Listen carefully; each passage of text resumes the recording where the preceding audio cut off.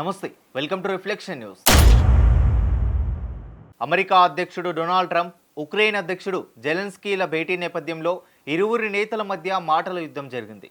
ఈ భేటీ అనంతరం జెలెన్స్కీ మాట్లాడుతూ ట్రంప్కు క్షమాపణ చెప్పాల్సిన అవసరం లేదన్నారు. వైట్ హౌస్లో జరిగిన ఘటనపై ట్రంప్నకు క్షమాపణ చెప్పే ఉద్దేశం ఉందా అని ఓ విలేకరి ప్రశ్నించగా, తాను కూడా ఓ దేశ అధ్యక్షుడిని, అమెరికన్ ప్రజలను గౌరవిస్తాను, తప్పు చేశానని అనుకోవడం లేదని అన్నారు. ఇంతకు ఏం జరిగిందా అని మీరు అనుకుంటూ ఉన్నారా? ఈ వ్యాఖ్యలు వచ్చిన కొన్ని గంటలకు ముందు అమెరికా అధ్యక్షుడు డొనాల్డ్ ట్రంప్, ఉక్రెయిన్ అధ్యక్షుడు జెలెన్స్కీ మధ్య మీడియా ఎదుటే మాటల యుద్ధం చోటు చేసుకుంది. రష్యా చేస్తున్న యుద్ధానికి తెరదించడానికి శాంతి ఒప్పందం కుదర్చడం, దానికి బదులుగా ఉక్రెయిన్లోని అరుదైన ఖనిజాల తవ్వకానికి అనుమతించాలని అమెరికా చేసిన ప్రతిపాదనపై చర్చించడానికి జెలెన్స్కీ అమెరికాకు వచ్చారు. భవిష్యత్తులో తమపై రష్యా దురాక్రమణకు పాల్పడితే రక్షణ కల్పించాలని కోరారు. ఉక్రెయిన్ అతిపెద్ద సమస్యల వలయంలో చిక్కుకుందని, దీని నుంచి గట్టెక్కడం అసాధ్యమని ట్రంప్ హెచ్చరించారు. ఇది ఉక్రెయిన్ అధ్యక్షుడికి రుచించలేదు. మా దేశంలో మేముంటున్నాం, ఎవరికీ తల వంచే ప్రసక్తే లేదని జెలెన్స్కీ అన్నారు.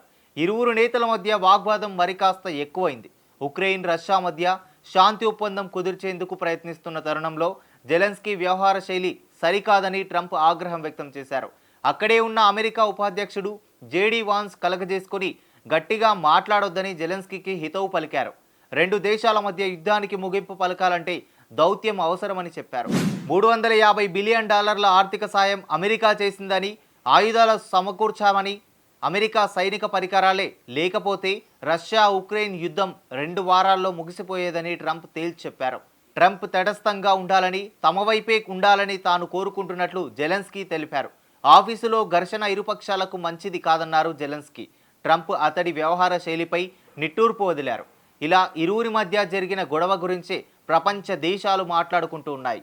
యుద్ధాన్ని ఆపడం జెలెన్స్కీకి ఇష్టం లేదేమోననే భావన అందరికీ కలుగుతోంది.